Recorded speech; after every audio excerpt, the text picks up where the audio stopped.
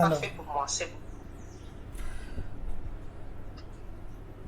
nous sommes avec Madame Daba Diouf, qui est l'épouse du gendarme Didier Badji, qui est porté disparu. Alors, Madame Badji, la première question qui me vient à l'esprit est de savoir comment vous avez appris cette triste nouvelle. Oui, Monsieur Nian, bonjour, merci beaucoup pour l'invitation. Nous avons appris, ma famille et moi, mes enfants et moi, nous avons appris la disparition de DJ Badji par les réseaux sociaux, hormis un entretien qu'on a eu avec la personne dont il assurait la sécurité. Il s'agit du vérificateur général, Madame Nafingom Keita, qui m'a appelé quand elle a appris de manière, je ne sais pas par quelle manière, mais quand elle a appris la disparition, elle a eu avec moi un entretien téléphonique pour m'informer. Mais je n'ai jamais eu de communication officielle de la gendarmerie pour m'informer de cette disparition ou informer mes enfants de cette disparition. Autrement dit, il n'y a pas un courrier officiel de la gendarmerie pour vous informer de la disparition de votre mari et des circonstances de cette disparition. Effectivement, il n'y a jamais eu de courrier officiel de son service d'origine, la gendarmerie, pour m'informer de la disparition. Il n'y a jamais eu, même en dehors du courrier officiel, il n'y a jamais eu de communication du tout, entre la gendarmerie et nous, la famille. Ils ne nous ont jamais informés de quoi que ce soit. Alors, quand vous avez appris cette nouvelle, quelle a été votre réaction, connaissant très bien votre mari? Oui, j'ai été très peinée, très meurtrie. Moi, la famille, tout le monde a été extrêmement meurtri par cette nouvelle qui nous a véritablement surpris. Parce que quand on parle de disparition, il faut savoir qui a disparu. Peut-être imaginer le comportement de la personne. Donc, véritablement, cela nous a surpris de qu'on apprenne que mon mari, le gendarme Didier Badji, l'adjudant-chef Didier Badji du GIGN, a disparu. Il faut savoir que Didier Badji est entré à la gendarmerie en 1995 et il était élève gendarme en 1995. Il a fait la légion de la gendarmerie d'intervention de 1995 à 1997. Il était au GIGN de 1997 à 2003 et en 2004, il a été envoyé pour la mission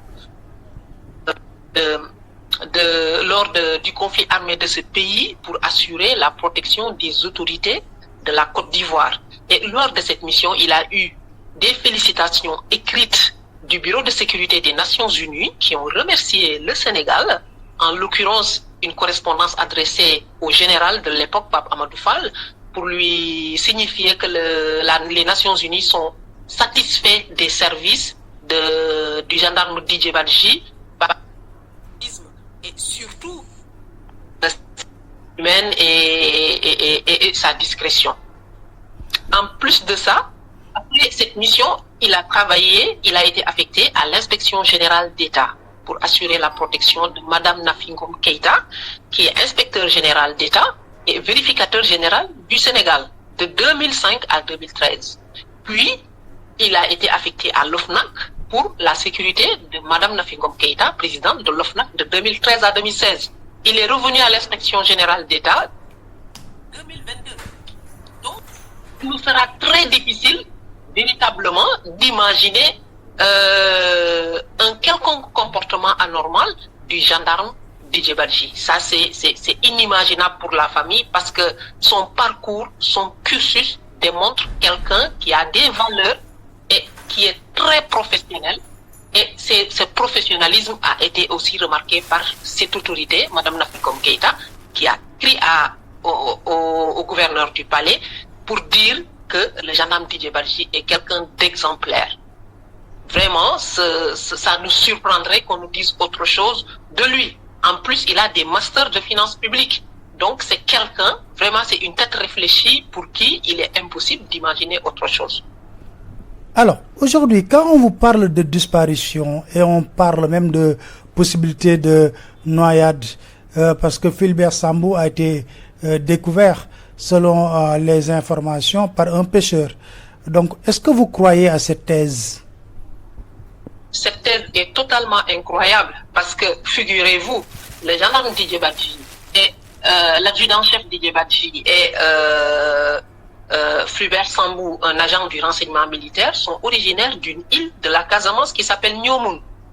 Cette île de la Casamance est entourée d'eau et ces personnes savent nager depuis leur plus jeune âge. Ça fait partie des acquisitions, des premières acquisitions de la vie que quelqu'un peut avoir quand on habite l'île de Nyomoun. Donc, ils savent nager. Ça fait partie de leur quotidien. Ça fait partie de leur vie, pratiquer l'eau.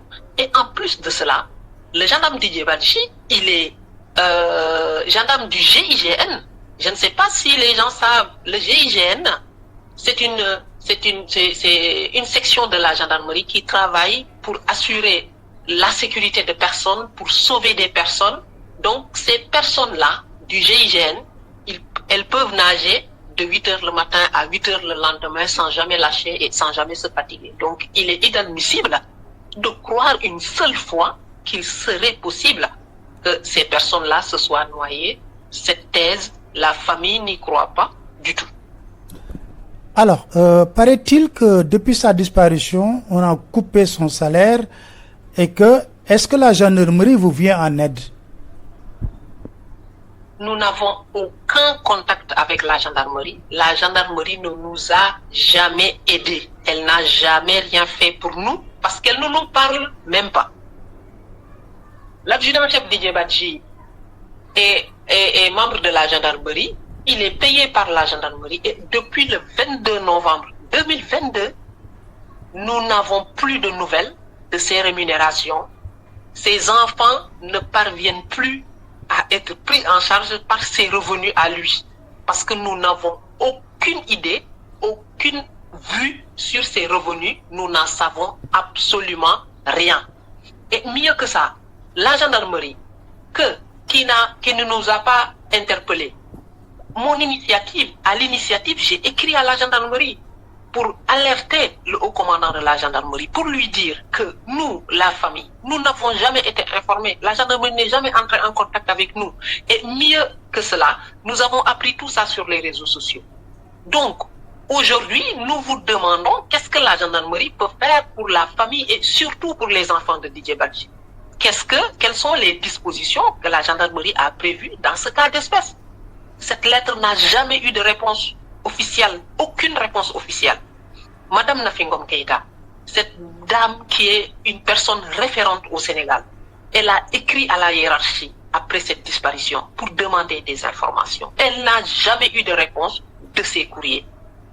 Donc, véritablement, les revenus de Didier Badji, nous ne les voyons pas, nous n'en entendons même pas parler et la gendarmerie ne fait aucune action pour que ces revenus puissent arriver à la famille. Parce que quand même, c'est la gendarmerie qui paye le gendarme Didier Badji. Si aujourd'hui, la gendarmerie avait l'intention d'aider sa famille, la première intention serait de faire de sorte que son salaire puisse aller à sa famille. Donc, on n'a aucune vue et la gendarmerie ne nous en parle même pas. Même pas. Alors, par rapport à cela, le procureur avait annoncé une enquête. Est-ce que depuis lors, on vous a donné des informations par rapport à l'enquête ou vous avez constaté une avancée par rapport à l'enquête? Nous n'avons aucune information suite au communiqué de presse du procureur. De presse qui a été écrit le 2 novembre, le procureur a fait un communiqué de presse pour informer l'opinion publique de la disparition de Didier Badji et de Fulbert Sambou. Jusqu'à aujourd'hui, nous n'avons reçu aucune suite de ce communiqué du procureur. Et la famille est encore d'autant plus meurtrie que le procureur fait des sorties médiatiques, il fait des conférences de presse pour parler des problèmes courants au Sénégal. Et dans ce Sénégal-là, je ne vois aucun problème qui soit plus prioritaire que la disparition de Didier Badji. Aucun problème n'est plus prioritaire que cela parce que ce serait un honneur pour la gendarmerie de pouvoir démontrer ou de pouvoir nous dire où en est l'enquête. Mais après ce communiqué de presse, on n'a aucun retour. Et ça, c'est extrêmement difficile pour la famille, extrêmement difficile pour les enfants de Didier Badji qui, tous les jours, posent des questions et demandent où en est l'enquête. Qu'est-ce qu'on nous a dit? Est-ce que la gendarmerie nous a donné des nouvelles? Tous les jours, jusqu'à ce matin, les enfants ont posé la question. Donc, c'est une situation, véritablement, que la famille dénonce après un communiqué de presse. Quand le procureur doit faire des sorties médiatiques, je pense qu'il est important aussi de revenir sur les choses courantes qui attendent. Parce que nous sommes une famille et nous attendons. Et chacun doit pouvoir se projeter et se mettre à la place à notre place, à la place de l'adjudant-chef Didier Badji, pour dire, si je disparaissais, comment j'aurais aimé qu'on traite ma famille. Aujourd'hui, nous n'avons aucune information sur les recherches qui ont été faites, sur les moyens qui ont été déployés, sur les activités qui ont été faites pour retrouver le gendarme Didier Badji, parce qu'on le doit bien à sa famille, on le doit à ses enfants. Et ça, c'est un droit, le droit à l'information. Personne ne nous informe. Nous avons un droit à l'information. Depuis le départ, nous, la famille, nous pouvions sortir, crier sur tous les toits, mais nous ne l'avons pas fait parce que nous sommes légalistes. Aujourd'hui, nous attendons de l'État, nous attendons surtout de la gendarmerie qui élucide des affaires et des affaires. Que la gendarmerie élucide cette affaire qui se trouve dans sa maison, dans sa corporation, que la gendarmerie élucide cette affaire. Et j'invite vraiment toute la gendarmerie à pouvoir penser, comprendre que les enfants de l'adjudant-chef Didier Badji, que l'épouse de l'adjudant-chef Didier Badji a le droit à l'information. Nous avons le droit à l'information, nous devons être informés. Madame Nafi Ngom Keïta doit être informée parce que Didier Badji a fait 18 ans avec elle et 10 ans à la présidence. 18 ans, c'est énorme. Donc aujourd'hui, le rapport de confiance qui existe, parce que de tous les dossiers qu'ils ont traités et de tout le temps qu'ils ont passé ensemble, aucune information n'a jamais filtré. Donc véritablement, c'est quelqu'un qui mérite que la gendarmerie fasse des efforts pour élucider ce problème-là. Mais je pense que, est-ce qu'au niveau de ces enfants, cette disparition n'a pas eu des impacts négatifs par rapport à leur étude, par rapport à leur comportement? Bien sûr, cette disparition a eu beaucoup de répercussions négatives sur ces enfants. Ils ont terminé l'année scolaire en catastrophe. L'école, leurs performances scolaires ont été très largement entamées parce que les enfants, c'est un poids qui pèse sur leur tête. L'école s'est mobilisée, leurs écoles se sont mobilisées, leurs enseignants se sont mobilisés parce qu'ils savent que les enfants sont tellement touchés par cette disparition que cela a eu des répercussions négatives sur leurs résultats scolaires. C'est vraiment un très lourd poids. C'est déjà lourd pour nous les adultes qui essayons de gérer cette situation. Encore plus pour des enfants qui sont tout jeunes et qui se posent des questions. Parce que il est normal de se poser des questions. On ne peut pas nous dire que votre parent a disparu comme ça dans la nature sans aucune information. Il faut pouvoir se reposer sur quelque chose. Il faut pouvoir, ils doivent avoir des informations pour au moins pouvoir se dire que la situation, se projeter et dire que voilà les raisons qui ont motivé la disparition de notre papa. Vous avez posé un acte fort hier en allant devant le consulat du Sénégal à Paris pour dire que vous allez entamer une grève de la faim et interpeller les autorités pour la manifestation de la vérité. Est-ce que vous êtes toujours dans cette logique et pourquoi vous avez posé cet acte? Oui, monsieur Nian.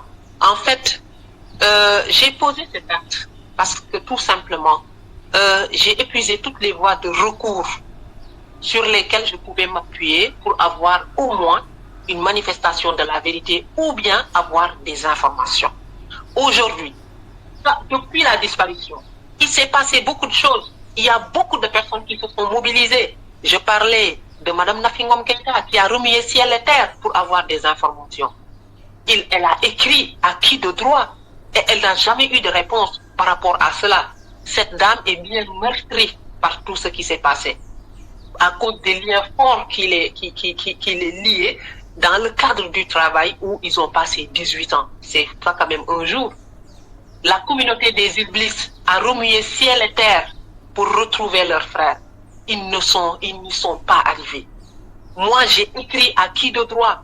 J'ai écrit quand même au commandement pour dire que mon mari a disparu. Je ne suis informée de rien du tout et je n'ai jamais eu de réponse. Aujourd'hui, le seul recours qui me reste, c'est de faire une grève de la faim. Qu'on pouvait bien m'épargner. Par rapport à tout ce qui m'arrive, on pouvait m'épargner cette grève de la faim. Par rapport à tout ce qui nous arrive, nous, c'est moi, ses enfants, sa famille, sa communauté, on pouvait nous épargner tout ça. Mais puisque l'autorité ne nous répond pas, moi, mon seul recours, c'est de faire une grève de la faim illimitée, totale, devant un sitting devant le consulat du Sénégal à Paris, pour inviter les autorités à nous informer sans délai. Il est inconcevable, inadmissible et même inhumain qu'aucun accompagnement ne soit proposé à ces enfants, qu'aucune information ne nous soit donnée sur la disparition de Didier Badji. C'est inhumain ça. Il faut le savoir parce que chacun doit essayer de se mettre à sa place. C'est totalement inhumain pour la gendarmerie, pour l'État du Sénégal, qu'un gendarme qui a travaillé 18 ans à la présidence, quand même, que sa famille soit laissée sans aucune information, c'est très regrettable et c'est décevant.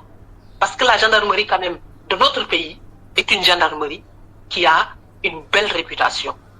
Aujourd'hui, nous sommes écœurés, toute la famille est écœurée, tous les proches sont écœurés de voir le mutisme et le silence auquel nous faisons face.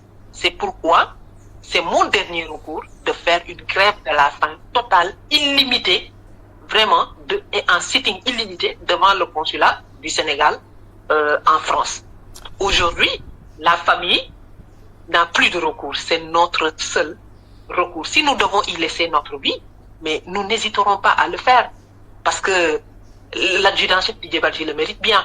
Ses enfants le méritent bien. Et moi-même, je le mérite bien. Quelqu'un ne peut pas contribuer 28 ans de sa vie pour une nation et que derrière, il disparaît et 9 mois après, 9 mois c'est très long, il ne se passe rien. C'est extraordinairement difficile. Alors, est-ce que vous avez essayé de saisir des avocats sur le plan international pour qu'il y ait quand même un dossier et que ces avocats se battent pour savoir la vérité sur la disparition de votre mari Didier Badji? Oui, comme je disais tout à l'heure, nous, la famille, nous sommes des personnes responsables. Nous croyons que l'État du Sénégal, que la gendarmerie du Sénégal se donne les moyens qu'il faut pour régler ce problème-là. Parce que quand même au Sénégal, aujourd'hui, la gendarmerie est sur beaucoup de fronts.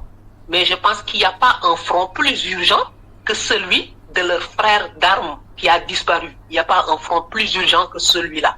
Il n'y a pas de priorité plus importante pour le Sénégal que la disparition de leur frère d'armes.